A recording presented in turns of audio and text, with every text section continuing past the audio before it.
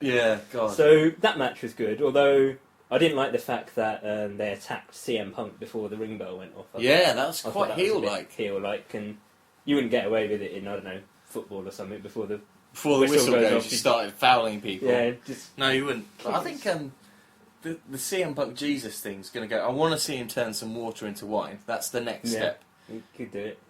I want to see him just kind of die and then come back to life like The Undertaker. Well, that'd be copyright theft. What I don't get, right, is The Undertaker...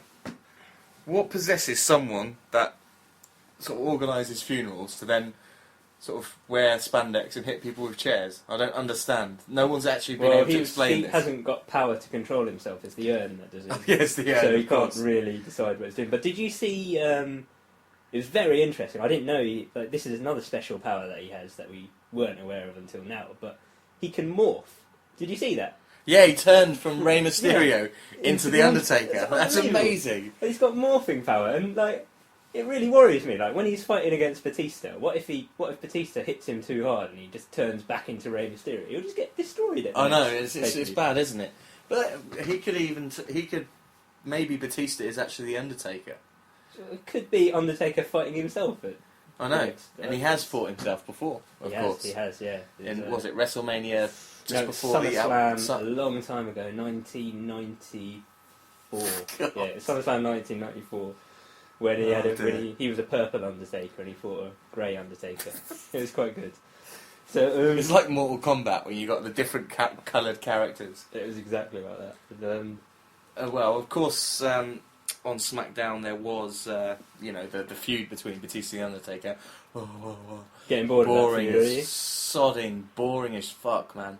Seriously, I'm just sick of seeing Batista on my TV screen. Oh, well, give him some bloody tranquilizers and kill him. Actually, if you're listening, Batista, I want you to be overdosed. It should have been you, not Umaga.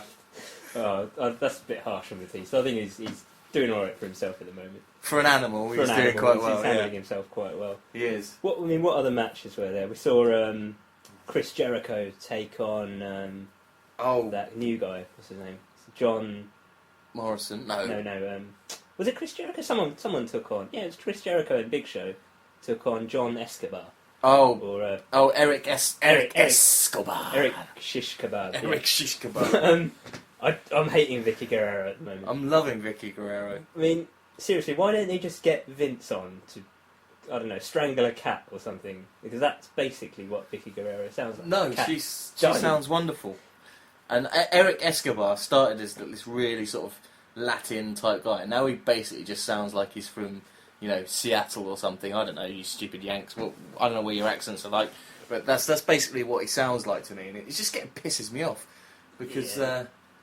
Although the other great promo, the Braveheart promo. Oh, that was brilliant! I loved every Drew minute of McIntyre is one of my favourite all time now. I genuinely enjoyed that. It was very, very well done. Actually. The good thing is that Morrison was trying to get over, yet somehow managed to hit himself in the face with a sword and cut himself. That Brilliant, was really good. That was brilliant stuff. But at least it shows it's real. It is real, yeah. Sport. He hardly bladed. Well, okay, he did blade, but with a big sword. Is that how they do it then? Is that what they do in Scotland? They don't have razor blades. They just use giant swords. And when obviously, that's what Shrek did, isn't it? He's Scottish, obviously. And of course, yeah. He did.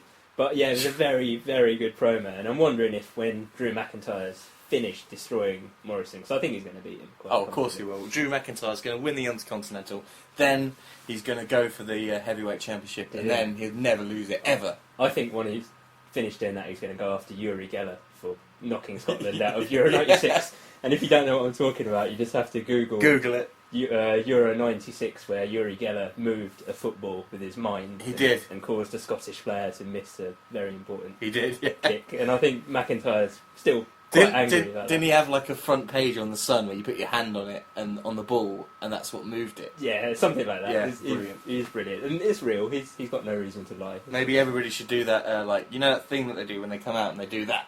To mimic the fact they've got a belt around their waist. They kind of move their hands around their hips. Yeah. I think everybody should do that when Drew McIntyre comes out, and hopefully the belt will eventually magic itself onto his waist. But I like this feud they've got going, and Morrison's got a terrible Scottish accent, but it's still quite funny. He's barely Scottish. It was quite a good promo, and it was a good match as well. Drew McIntyre is a good wrestler. But is he as good as Sheamus from Raw? Sheamus, I like Sheamus. He's quite good. Sheamus, the white man. Very, very white, isn't he? Put him against Mark Henry or R-Truth, and you've got a real contrast of skin colour there. I mean, seriously, has he ever seen daylight, do you think? No, I don't think he has. I think he is actually kept in a casket or something. Do they not have sun in Ireland?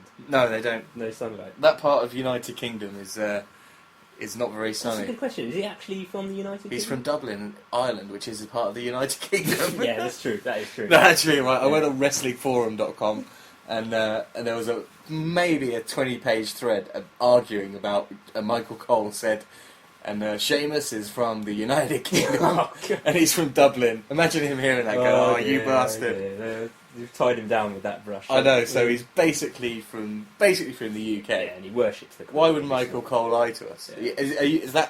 Are these people that are moaning on Wrestling Forum saying that Michael Cole is a liar? He's Possibly. not. He's telling the truth. He's from bloody United Kingdom. Same thing. Can't see him beating John Cena though. No, of course he won't beat John Cena. They won't allow. Well, Cena will use his military experience skills, yeah. to lie on him for 3 seconds. Oh no, you don't have to lie on them in this match. No, All you got to do just is put them through a table. Yeah. Well, how does that constitute? Because they're not actually going through the table, are they? Like, to actually go through the table, they'd need to pierce the table. Going through a bit of broken table is not the same, because they're not going through the actual table. I think they are. I dispute your logic, and I think they are going... I think they need to be liquidised and then poured onto the table and actually soak through the table in order to win. Otherwise, I'm going to call foul on the WWE. The thing is, if Vince Russo is listening, he's probably going to integrate that into some kind of match. So yeah. You don't want to give him too many ideas. He will start liquidising his wrestlers.